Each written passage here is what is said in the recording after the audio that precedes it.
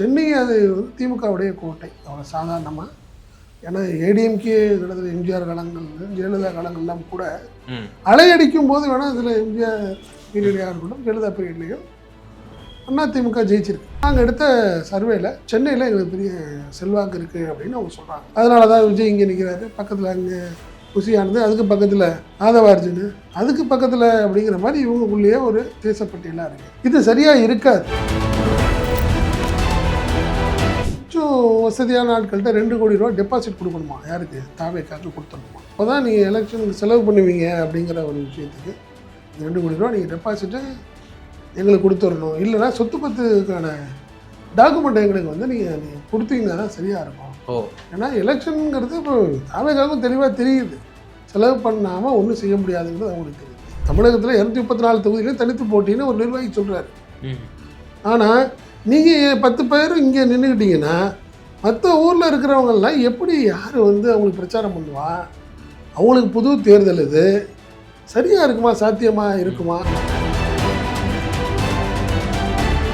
பெரம்பலூரில் ஜெயிக்கலாம், மற்ற எல்லாம் தோத்துடுறாங்க. விஜய் தனியாக சட்டமன்றத்துக்கு போவாரா? அவங்க 234 தொகுதியிலேயே நாங்கள் வந்து ஆட்சியை பிடிக்க போகிறோம்னு கணக்கில் இருக்காங்க. கண்டிப்பாக கிடைக்காது, வாய்ப்பு இல்லைங்கிறது எல்லாத்துக்கும் தெரியும். விஜய் ஏன் 2 தொகுதியில் நிற்கிறாரு? நீங்கள் திருச்சி கிழக்கு அண்டு பெரம்பூர் சொல்கிறாங்க. திருச்சி கிழக்கு சாத்தியமே இல்லை. இனிக்கும் எடுத்தராஜ் அங்கே ஏற்கனவே எம்எல்ஏவாக இருக்கார். விஜய் ஒரு நடிகராக பார்க்கும், விஜயை ஒரு பிடித்தமான நடிகராக திருச்சி கிழக்கு வாக்காளர்கள் பார்ப்பாங்க. அவருக்கு ஓட்டு போடுவாங்களா? ஏன் ஓட்டு போடுவாங்க? அவர் அங்கே இருப்பாரா? எம்எல்ஏவாக அவர் வருவாரா? அவரை பார்க்க முடியுமா? அதவா அர்ஜுன் தரப்பு 150 சீட்டு 140 சீட்டுலாம் கிடையாது. அவங்களுக்கே தெரியுது இவ்வளோ பேர்லாம் ஜெயிக்க மாட்டாங்க. அவங்களுக்கு ஒரு 10-15 தொகுதிகளில் நம்மளுக்கான வாய்ப்பு இருக்குன்னு சொல்கிறாங்க. திமுக அவ்வளோ சாத்தியமாக விடாது. நீங்கள் அதிமுக படுத்துட்டாங்க. நீங்கள் அதிமுக பவராக இருந்தால், அரசியல் செய்திருந்தால் விஜய்க்கு இவ்வளோ பெரிய எதிர்பார்ப்பே வந்திருக்காது.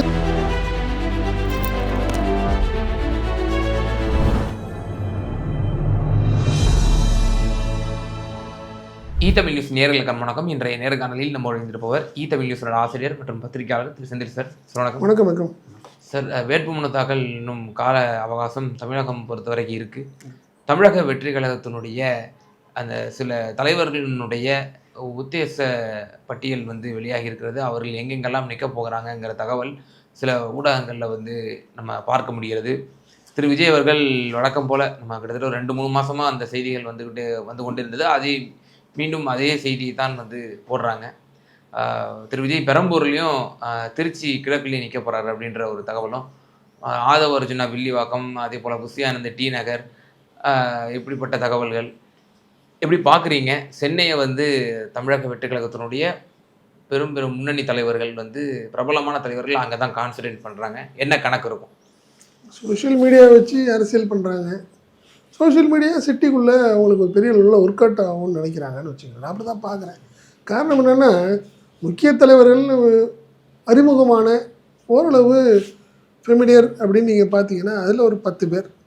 அந்த 10 பேரில் கிட்ட 8 பேர் சென்னையை சுற்றி நின்றுட்டு, நீங்கள் போனால் நிர்மல்குமார் அங்கே ஏதோ சொல்கிறாங்க, மதுரை சொல்கிறாங்க, செங்கோட்டையனே வழக்கமாக கோபிச்செட்டிப்பாளையம், இன்னும் ஒருத்தர் அருண்ராஜ் ஐஎஸ் அவர் என்ன பண்ணார், அவர் கிட்டத்தட்ட நாமக்கல் திருச்செங்கோடுங்கிறாங்க. மற்ற எல்லாத்தையும் பார்த்தீங்கன்னா சிட்டிக்குள்ளேயே ஒரு கணக்கு சொல்கிறாங்க. பட் எனக்கு அது வந்து சாத்தியமானு தெரியல. என்ன காரணம்னா, சென்னை அது வந்து திமுகவுடைய கோட்டை, அவ்வளோ சாதாரணமாக.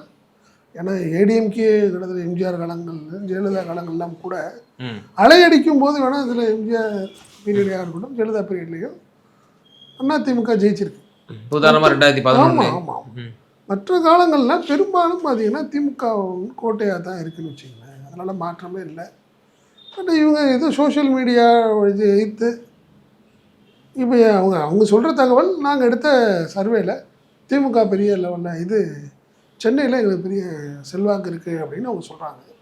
அதனால தான் விஜய் இங்கே நிற்கிறாரு, பக்கத்தில் அங்கே குஷியானது, அதுக்கு பக்கத்தில் ஆதவார்ஜுனு, அதுக்கு பக்கத்தில் அப்படிங்கிற மாதிரி இவங்களுக்குள்ளேயே ஒரு தேசப்பட்டியலாக இருக்குது.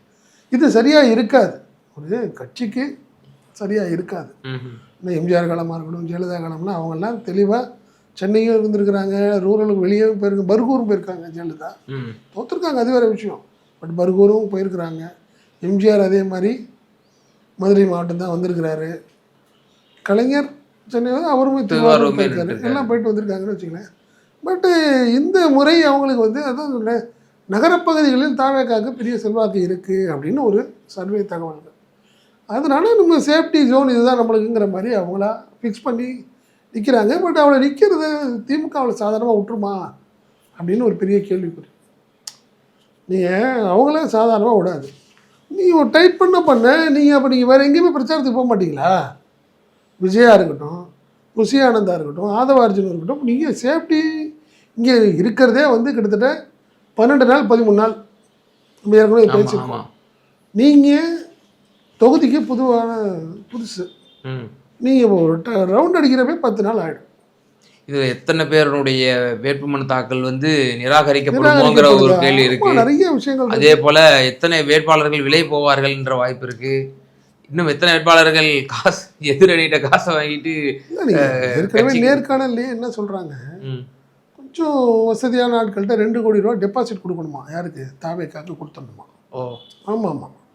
காரணம் என்னென்னா, நீங்கள் அப்போ தான் நீங்கள் எலெக்ஷனுக்கு செலவு பண்ணுவீங்க அப்படிங்கிற ஒரு விஷயத்துக்கு 2 கோடி ரூபா நீங்கள் டெபாசிட்டு எங்களுக்கு கொடுத்துடணும், இல்லைனா சொத்து பத்துக்கான டாக்குமெண்ட் எங்களுக்கு வந்து நீங்கள் கொடுத்தீங்கன்னா தான் சரியாக இருக்கும். ஏன்னா எலெக்ஷனுங்கிறது இப்போ தாவேக்காவுக்கும் தெளிவாக தெரியுது, செலவு பண்ணாமல் ஒன்றும் செய்ய முடியாதுங்கிறது அவங்களுக்கு தெரியுது. பட் எனக்கு இந்த ஒரு விஷயம் தான் வந்து நெருடலாகவே இருக்குது. இது தமிழகத்தில் 234 தொகுதியிலையும் தனித்து போட்டின்னு ஒரு நிர்வாகி சொல்கிறாரு. ஆனால் நீங்கள் 10 பேர் இங்கே நின்றுக்கிட்டீங்கன்னா மற்ற ஊரில் இருக்கிறவங்கெல்லாம் எப்படி, யார் வந்து அவங்களுக்கு பிரச்சாரம் பண்ணுவா, அவங்களுக்கு புது தேர்தல் இது சரியாக இருக்குமா, சாத்தியமாக இருக்குமா அப்படிங்கிறது என்னுடைய கேள்வி. அதாவது தலைவர்கள் பரவலாக அந்த மாவட்டங்களில் இருக்கணும், பங்களிப்பு செய்யணும். ஆமாம், நீங்கள் பார்த்தீங்கன்னா 3-4 மாவட்டம் தான். இது எதை உணர்த்துது அப்படின்னா, ஒன்று உணர்த்துது எப்படி இப்போ நாம் தமிழர் கட்சியில் வந்து அடுத்த கட்ட தலைவர்கள் எப்படி இல்லையோ, இப்போ திமுகனா திமுக ஸ்டாலின், ஆனால் ஒவ்வொரு மாவட்ட ரீதியாகவும் மண்டல ரீதியாகவும் தலைவர்கள் இருப்பாங்க. மாவட்ட வேலூர்னா திரு துரைமுருகன், திருவண்ணாமலைனா திரு ஏவாவேலு, திருச்சினா திரு கே நேரு, கரூர்னா திரு செந்தில் பாலாஜி, அப்படின்ற மாதிரி ஒவ்வொரு மாவட்டத்திற்கும் உண்மைதான். இதில் நீங்கள் பார்த்தீங்கன்னா 3-4 மாவட்டத்தை தாண்டி ஃபெமிலியரான ஆட்கள் கிடையாது. இப்போ நீங்கள் ஈரோடு செங்கோட்டையன் பார்த்துக்குவாருன்னு வச்சுங்க, பட் ஒரு ஜோன் ஃபுல்லாக பார்த்துக்க முடியுமா எலெக்ஷன் டைமு? ரொம்ப கஷ்டம். ஏன்னா அவர் ஏடிஎம்கேலேருந்து வந்திருக்காரு, ஜெயிச்சின்னு ஒரு கட்டாயத்தில் அவர் இருக்கிறாரு, அவர் ஒர்க் பண்ணணும். அவர் விட்டுட்டு மற்ற மாவட்டங்கள் கோயம்புத்தூர் ஊட்டியெல்லாம் போய் அவர் என்ன பிரச்சாரம் பண்ண முடியும்? அவருக்கு பார்க்கக்கூட முடியாது. அதனால மாற்றுக்கிறதே கிடையாது. இவங்க நினைக்கிற மாதிரிலாம் கிடையாது. என்னை பொறுத்தவரை இவங்க ஒரு 15 பேர் 20 பேர் மட்டும் தான் கான்சன்ட்ரேட் பண்ணுற மாதிரி தெரியுது. ஒன்று. ரெண்டாவது, விஜய் வந்து தனக்கு நான் வந்து முதல்வர், நம்ம ஆட்சி அப்படின்னு பேசிகிட்டு இருக்கிறவர், என்னை பொறுத்தவரை ஒரு தகவலாக சொல்கிறேன், விஜய் பெரம்பூரில் ஜெயிக்கலாம், வாய்ப்பு இருக்குன்றீங்க. சொல்கிறேன், பெரம்பூரில் ஜெயிக்கலாம், மற்ற எல்லாம் தோத்துடுறாங்க. விஜய் தனியாக சட்டமன்றத்துக்கு போவாரா? அவங்க 234 தொகுதியிலேயே நாங்கள் வந்து ஆட்சியை பிடிக்க போகிறோம்னு கணக்கில் இருக்காங்க. கண்டிப்பாக கிடைக்காது, வாய்ப்பு இல்லைங்கிறது எல்லாத்துக்கும் தெரியும். தாவேக்கா எத்தனை வேட்பாளர்கள் ஜெயிப்பாங்க, எத்தனை எம்எல்ஏ வரப்போகிறாங்கங்கிறது ஒரு கேள்வி. ஆனால் என்னை பொறுத்தவரை விஜய் ஏன் 2 தொகுதியில் நிற்கிறார்? நீங்கள் திருச்சி கிழக்கு அண்டு பெரம்பூர் சொல்கிறாங்க. திருச்சி கிழக்கு சாத்தியமே இல்லை. சாத்தியம் இல்லைன்னா ஏன் நான் சொன்னேன்னா, இனிக்கும் எழுதிராஜ் அங்கே ஏற்கனவே எம்எல்ஏவாக இருக்கார். விஜய் ஒரு நடிகராக பார்க்கும், விஜயை ஒரு பிடித்தமான நடிகராக திருச்சி கிழக்கு வாக்காளர்கள் பார்ப்பாங்க. அவருக்கு ஓட்டு போடுவாங்களா? ஏன் ஓட்டு போடுவாங்க? அவர் அங்கே இருப்பாரா? எம்எல்ஏவாக அவர் வருவாரா? அவரை பார்க்க முடியுமா? இதெல்லாம் கேள்விக்குது.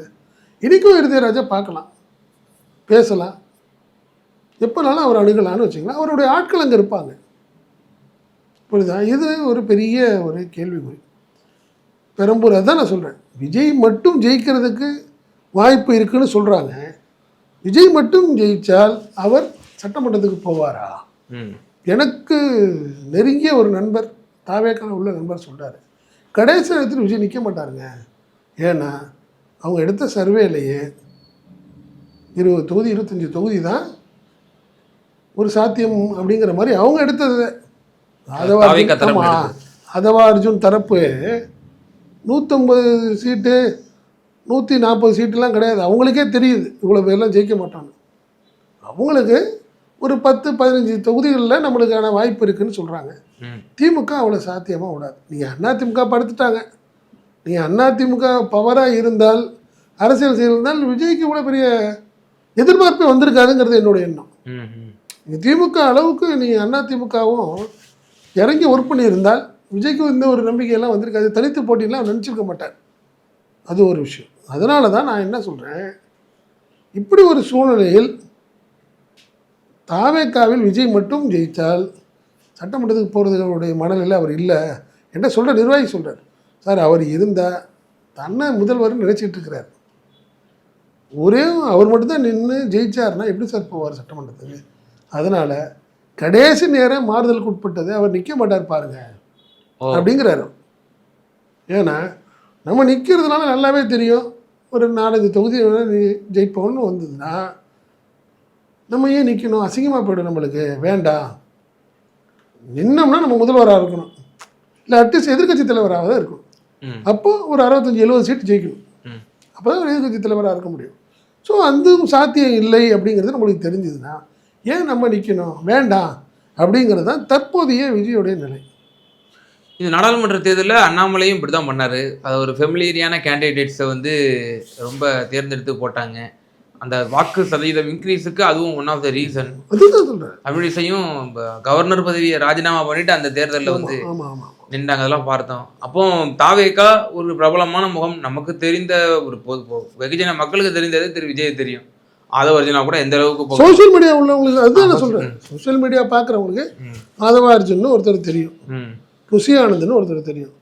அதுக்கு அடுத்த கட்டத்தில் நிர்மல்குமார், அவர் எந்த கட்சியில் இருக்காருன்னு தெரியாது. அவர் அதிமுகவில் இருக்காரா பிஜேபியில் இருக்காரான்னு அவருக்கு ஒரு குழப்பம். செங்கோட்டையனுக்கு அதே மாதிரி தான்.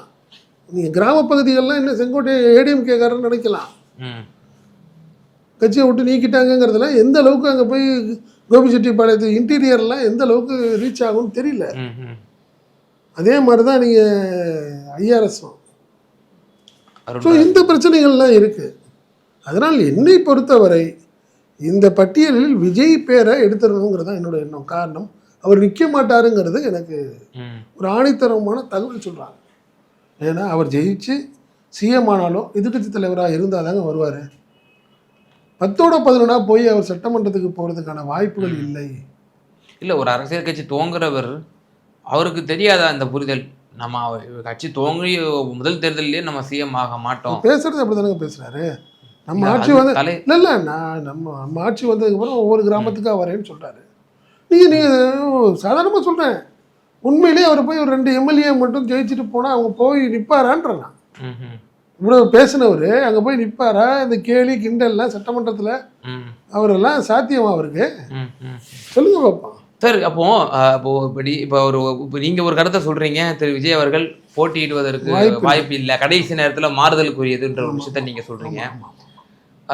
இப்போ ஒரு வேளை இப்போ அவர் நிற்கிறாரு பெரம்பூர்லேயோ இல்லை ஏதோ ஒரு சம்திங் ஒரு சென்னையில் ஒரு பிரதான ஒரு தொகுதியில் நிற்கிறாரு அப்படின்னா, திமுக நிச்சயமாக அது வந்து ஒரு இன்னொரு கட்சியை வந்து தன்னுடைய தீயத்தின்னு சொல்லி அது வந்து வளர விடாது. அப்போ என்ன ஸ்ட்ராட்டஜிக் ஒர்க் பண்ணுவாங்க? திமுகவில் பெரும் பெரும் தலைவர்கள் வந்து இங்கே இருக்கிறாங்க மாவட்டத்தில். அப்போ அவங்க என்ன முற்படுவாங்க? நீங்கள் திமுகவுடைய கோட்டை சென்னைங்க, அதெல்லாம் மாற்றம் இல்லை. நீங்கள் எந்த தொகுதியில் நின்னாலும் சேகர் பாபு இல்லையா, மா சுப்பிரமணியம், தயாநிதி மாறன், முக்கியமான நபர்கள்ட்ட அந்த டார்கெட்டை ஃபிக்ஸ் பண்ணி கொடுப்பாரு சிஎம். அதில் மாற்றம் இல்லை. தோக்கடிக்கிற வேண்டியது உன்னுடைய வேலை அப்படிங்கிறது. அதுதான் நான் சொல்ல டைட் ஆக விஜய்க்கு அந்த தொகுதியை விட்டு போக முடியாது. அவர் எல்லா ஊருக்கும் பிரச்சாரம் பண்ண முடியாது. திமுகவுடைய ஒர்க்கு வேறு. வீடு வீடாக போய் இவங்கள மாதிரி ஒரு கூட்டம் கை தட்டிட்டு சிரிச்சுக்கிட்டுலாம் போக முடியாது. இவங்க வீடு வீடாக போய் வாக்கு சேகரிக்கிறது என்னங்கிறதே உங்களுக்கு தெரியாது. தாவேக்கு அங்கே தெரியாது. அவங்க ஒரு மீட்டிங் நடத்தி விஜய் வந்தாருன்னா கைத்தட்டி சிரிச்சுட்டு போவாங்க, அவ்வளோதான். அதை தாண்டிய விஷயங்கள் அவங்களுக்கு ரொம்ப கஷ்டம்னு வச்சுக்கலேன். அதனால தான் நான் சொல்கிறேன், ஒன்றும் இல்லைங்க, 2 தொகுதியில் ஒரு தொகுதி தோற்றா கூட ஒரு கசிக்கம் தானேங்கிறேண்ணா. நீங்கள் வந்து திருச்சி கிழக்கு பெரம்பூர்னு நீங்கள் சொல்கிறீங்க, திருச்சி கிழக்கில் தோத்துட்டாரு, அதே அவருக்கு ஒரு இமேஜ் டேமேஜ் ஆயிரும்ல. அவர் அந்த தோல்வியே கூட அவரால் தாங்க முடியாது. இதெல்லாம் பொறுமையாக திமுக பார்த்துட்ருக்கு. நீங்கள் பேசுகிறதெல்லாம் பேசுங்க, பார்த்துக்கலாம் அப்படிங்கிறது அவங்களோட கிரவுண்ட் ரியாலிட்டி என்னங்கிறது அவங்களுக்கு தெரியும்ல. இப்போ நீங்கள் பெரிய லெவலில் எடுத்த கருத்து கணிப்பில் சென்னையெல்லாம் எங்களுக்கு பெரிய லெவலில் வாக்கு இருக்குதுன்னு நீங்கள் நினைக்கும்போது இந்த அளவுக்கு நம்மளுக்கு வீக்காக இருக்குதுன்னு திமுகவுக்கு முன்னாடியே தெரிஞ்சிருக்கும்ல. அது எப்படி ஒர்க் பண்ணணுங்கிறது அவங்களுக்கு தெரியும். விஜய் எங்கே நிற்க போகிறாருங்கிறது அவங்களுக்கு நல்லாவே தெரியும். வரட்டும் அப்படிங்கிறத அவங்க காத்திருக்கிறாங்க. அது விஜய்க்கும் தெரியும். அதனால தான் நான் சொல்கிறேன், கடைசி நேரத்தில் இல்லை நம்ம நாட்கள்லாம் நிற்கட்டும், நான் பிரச்சாரம் பண்ணுறேன்னு ஒரு பேச்சை சொல்லுவார். ஏன்னா அவருக்கு ரகசியமான அவருக்கு நண்பர்கள் மூலியமாக ஆதவ அர்ஜுனே நம்பிட்டு இருக்க மாட்டார்ல, அவருக்கு நண்பர்கள் மூலியமாக சர்வே எடுத்து பார்ப்பார். இல்லை நீங்கள் ஆட்சி பிடிக்கிறதுக்கெலாம் வாய்ப்பு இல்லை பாஸு, ஒரு கணிசமான வாக்குகள் வாங்குவீங்க, அவ்வளோதான். வெற்றிங்கிறது ரொம்ப ரொம்ப ரொம்ப கஷ்டம் அப்படின்னு சொன்னால் விஜய் நிற்க மாட்டார். அதனால் பெரிய லெவலில் நம்ம பெருசாக கவலைப்பட வேணாம்னு நினைக்கிறேன். இந்த லிஸ்ட்டு உத்தேசப்பட்டியலில் விஜய் இருக்கிற விஷயத்தெல்லாம் பார்க்கும்போது பெரிய லெவலில் திமுகவும் இது தெரியும். இந்த தகவல்லாம் அவங்களுக்கு தெரிஞ்சிருக்கும். விஜய் சும்மா பேருக்கு பெரம்பூரில் ஒரு ஆஃபீஸ் போடுறாரு, திருச்சி கிழக்கில் நல்லா பார்த்தீங்கன்னா இது வரைக்கும் ஒரு ஒர்க்கு ஆரம்பிக்கலை. சிங்கிள் நம்ம திருச்சி கிழக்கில் உள்ள நண்பர்கள்ட்ட பேசும்போது இது வரைக்கும் ஒர்க்கு ஆரம்பிக்கல. தாவேக்கா எப்படி வைக்கும் அது சாத்தியமே இல்லைல்ல. திடீர்னு வந்து 20 நாளில் போய் ஜெயிச்சுட்டு போயிட்டே இருக்குங்கிறதுலாம் சாத்தியம் இல்லைங்கிற. நான் கிரவுண்ட் லெவலில் ஒர்க் பண்ணணும்ல.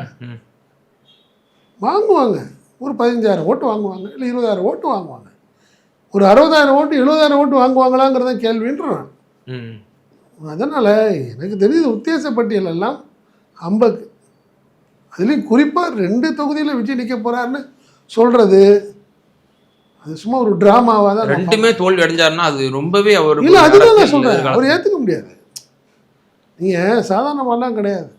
நீங்கள் நாள் நெருங்க நெருங்க அந்த ஒரு பயம் வரும் கண்டிப்பாக. நீங்கள் நினைக்கிற மாதிரி சாதாரண விஷயம் கிடையாது. நீங்கள் தேர்தலில் நீங்கள் ஆரம்பத்தில் அண்ணாமலை என்ன பண்ணார், இந்த தேர்தலில் சொல்கிறேன், பொறுப்பு இல்லை வேண்டான்னு சொல்லிட்டார். அவருக்கு நல்லாவே தெரியும் கொங்கு பெல்ட்டு சரியாக இருக்காது. குறிப்பாக பார்த்தீங்கன்னா வேலுமணி, எடப்பாடி பழனிசாமி, வானதி சீனிவாசன் யாருமே அண்ணாமலையை ஜெயிக்கிறத விரும்ப மாட்டாங்க. சும்மா கூட வருவாங்க, ஓட்டு கேட்பாங்க. ஆனால் அண்ணாமலை ஜெயிச்சுட்டு நின்னா சும்மா இருக்க மாட்டார். எல்லாத்தையும் மீறி அவர் அரசியல் பண்ணுவார். மாநில தலைவராக நைனா நாயகர் இருந்தாலும் சட்டசபையில் இவர் வேறு மாதிரி அரசியல் பண்ணுவார். ஸோ அதனால் யாருமே அவரை விரும்ப மாட்டாங்க. அது அண்ணாமலைக்கும் தெரியும். அதே மாதிரி தான் இப்போ இந்த சம்பவத்தை நான் சொல்கிறேன். நான் அண்ணாமலையாவது தனியாக எம்எல்ஏ ஆக போகிறதுக்கு ஒரு கட்ஸ் உள்ள ஆளாக சொல்லலாம் நம்ம. பட் விஜய்க்கு அந்த கட்ஸ் எல்லாம் கிடையாது. அது நீங்கள் சட்டசபையில் தனியாக அவருக்கு மத்திய இயந்திரம் பின்னாடி இருந்துச்சு, அவருக்கு இருந்த பொருளாதாரம் வேற, அதுதான் சொல்கிறேன், அந்த இன்ஃப்ளூயன்ஸே வேற இல்லை. விஜயால அந்த ஒரு இமேஜ், அவர் ஹீரோ நான் சொல்லுவார் உச்சத்தில்னு சொல்லிகிட்டே இருக்கிறவர் உச்சத்தில் இருந்துட்டு ஒரே ஒரு எம்எல்ஏவாக போனார்னா நல்லா இருக்குமா சார்? ஒன்று அவர் இப்போ போட்டியிடலை, இப்போ பிரசாந்த் கிஷோர்மா முடிவு எடுத்தாருன்னா அப்போ அது ஒரு அதுவே உளவியலான ஒரு இது தந்துடும். தாவேக்கா ஒன்றும் இல்லைப்பா, அதான் விஜயே வந்து கலந்துட்டு போயிட்டாரு அப்படின்ற ஒரு தோற்றம் தந்துடும். ஒன்று. ரெண்டாவது, இப்போ முன்னணி தலைவர்கள் எல்லாமே சென்னையில் தான் நிற்கிறாங்க, வேற எந்த மாவட்டத்திலையும் நிற்காத அப்படிங்கிற பொழுது அதுவும் உளவியலான ஒரு அதுதான் நான் சொல்கிறேன். ஏன் ஒரு மாவட்டத்துக்கு ஒரு ஆளை நீங்கள் நிப்பாட்டுங்க, ஒரு முக்கியமான ஆட்களை நிப்பாட்டி அவங்கள்ட்ட பொறுப்பு கொடுங்க. என்ன கூப்பாகிருஷ்ணன் வந்து எத்தனை கட்சிக்கு மாறியிருக்காரு. அவர் ஏடிஎம்கில் இருந்தார், அவர் தனியாக ஒரு கட்சி தமிழர் பூமின்னு ஒரு கட்சி ஆரம்பித்தார். அது முடித்து தேமுதிக போனார். என்ன தேமுதிக போய்ட்டு திருப்பி ஏடிஎம்கே வந்தார். இப்போ விஜய்கிட்ட போயிருக்கார். அவரை வந்து நீங்கள் பெருசாக நம்பலாம் முடியாது. அவருக்கு பெரிய லெவலில் தனியாக ஒரு வாக்கு சதவீதம் இருக்குது, ஆதரவாளர்கள் இருக்கிறாங்களா இல்லை. அவருக்கு அந்த மாதிரி சூழ்நிலையில் தான் இப்போ எல்லாமே இருக்காங்க. அவர் என்ன பண்ணணும், அட்லீஸ்ட் ஒரு மாவட்டத்துக்கு ஒரு ஹெட்டுக்கு ஒரு ஆளை போட்டு நீங்கள் இந்த 6-7 தொகுதியை நீங்கள் பார்த்துக்கங்க, நான் பிரச்சாரத்துக்கு வரேன்னு சொல்லி இதெல்லாம் முன்னாடியே ஒரு 6 மாதத்துக்கு முன்னாடியே ரெடி பண்ணியிருக்கணும். இதுதான் திமுகவுக்கு ஒரு பெரிய பலமாகவும் திமுக அப்படியே உட்காந்து வேடிக்கை பார்க்குறது நான் சொல்கிறது காரணமே அதுதான். நீங்கள் எலெக்ஷனுங்கிறது சாதாரண விஷயம் கிடையாது. ஒரு பொதுக்கூட்டம் நடத்திடலாம், மாநாடு நடத்திடலாம், கூட்டத்தை கூட்டிடலாம். பட் எலெக்ஷனுங்கிறது அந்த தொகுதியில் இருக்கிறவங்க மட்டும்தான் வந்து ஓட்டு போடணும். அந்த தொகுதியில் உங்களுக்கு செல்வாக்கு எவ்வளோ இருக்குன்னு பார்க்கணும், நியூ ஓட்டர்ஸ் எவ்வளோ இருக்குன்னு பார்க்கணும். அவ்வளோ ஈஸியாலாம் பண்ண முடியாதுன்னு என்னோட எண்ணம். அது விஜய்க்கும் தெரியும். அதனால தான் அவர் இந்த தேர்தலில் போட்டியிட மாட்டாருன்னு அடுத்து சொல்கிறேன். 100% தெரியும். ஜான் ஆரோக்கியசாமி அவருக்கு சொல்லுவார், இல்லைண்ணா நீங்கள் கடைசி நேரத்தில் நீங்கள் நிற்காதீங்க. இல்லை, ஜான் ஆரோக்கியசாமி அப்படி சொல்லுவாரா? ஏன்னா அவர் தான் மாற்றம் முன்னேற்றம் அன்புமணின்னு சொல்லி அன்புமணியை வந்து ஒரு ஹீரோவாக காமிச்சு. இல்லை அன்புமணியோடைய மனநிலை வேற. அவர் நிற்பார், தோல்வியை கூட தாங்கிக்கலாம். விஜயால் தோல்வியை தாங்கிக்க முடியுமா? அதுதான் நான் கேள்வி. உச்சத்தில் இருக்கிற நான் ஒரு ஹீரோ, நான் தோத்துட்டு ஒரே ஒரு ஆளாக நான் போனேன்னா நல்லா இருக்குமா? வேண்டாம் அப்படின்னு நினைப்பாரு. விஜயகாந்த் 2006 விஜயகாந்த் வேறங்க. அவங்க வந்து கிரவுண்ட் லெவலில் ஒர்க் பண்ணவருங்க. அவர் தான் சொல்லணேன், நீங்கள் வருவார், இது இவ்வளோ பெரிய கூட்டம் நின்றுட்டு வழி விடலைன்னா இறங்கி துண்டில் அடித்து விரட்டிட்டு போயிருப்பார். அன்றைக்கி கரூர் சம்பவமே நான் அன்றைக்கி சொன்னேன். நான் நாமக்கல்லேருந்து கரூருக்கு வர்றப்போ ஆள் நிற்கிறான்டா நவுர்றா அப்படின்ட்டு போகக்கூடிய ஆள் அவர் விஜய். நீங்கள் இந்த துண்டில் அடிச்சு சொல்லணும், அது எனக்கு நினைவு வருது. அமரர் சிவாஜி கணேசன் அவர்களுடைய அந்த இறுதி ஊர்வலத்தில் அதுதான் சொல்கிறேன் நான். அந்த மாதிரி இறங்கி அடுத்த லெவலில் போவார் அவர். அவருக்கு தெரியும், கிட்டத்தட்ட 5 மணி நேரமாக நிற்கிறானுங்கடா வெயிலில் நவுர்றா அப்படின்னு சொல்லிட்டு போவார். நீ வந்து ரசிக்கிற ஆள் இதெல்லாம் பார்த்துட்டு. அதனால் விஜயை வந்து நீங்கள் அப்படிலாம் கம்பேர் பண்ணாதீங்க. அவர் வந்து தலைவன், நான் வந்து ஜெயிப்பேன், உடனே முதல்வராக போகிறேன், ஆட்சியை பிடிச்சிட்டு மக்களுக்கெல்லாம் சொல்லிட்டாரு. ஆட்சி அமைஞ்சதுக்கப்புறம் எல்லா கிராமத்துக்கும் நான் வரேன்னு சொல்கிறவர் தானே அவர். ஆட்சிக்கு வரதுக்கு முன்னாடி போக மாட்டேன் வரட்டும். அதனால் நீங்கள் உத்தேசப்பட்டு எல்லாமே சும்மா ஒரு ட்ராமா தான். ஒரு வாய்ப்பை ஏற்படுத்துகிறாங்க. நான் வாய்ப்பு இல்லைங்கிறது என்னோட எண்ணம். விஜய் நிற்க மாட்டார், அதனால் மாற்றம். நிச்சயமா சார். சில உத்தேச பட்டியல்கள் வந்து வெளியாகி இருக்கின்றன. விஜய் அவர்கள் 2 தொகுதியில் போட்டியிடுவார் என்ற ஒரு தகவல். ஆனால் நீங்கள் கடைசி நேரத்தில் அது மாறக்கூடும், அவர் போட்டியிட இருந்து அவர் பின்வாங்குவார், அவர் போட்டியிட மாட்டார் என்பது போன்ற தகவலை வந்து முக்கியமான தகவலை சொல்லியிருக்கீங்க. பொறுத்திருந்து பார்ப்போம் விஜய் அவர்கள் என்ன முடிவு எடுப்பார். அடுத்த கட்ட தலைவர்கள் எல்லாரும் சென்னையை கான்சன்ட்ரேட் பண்ணுவாங்களா, இல்லை பரவலான எல்லா மாவட்டங்கள்லையும் அவங்க நிற்பாங்களா அப்படின்னு சம்பந்தமாக ரொம்ப நன்றி. உங்களோட நேரத்தை பயன்படுத்தி நன்றி.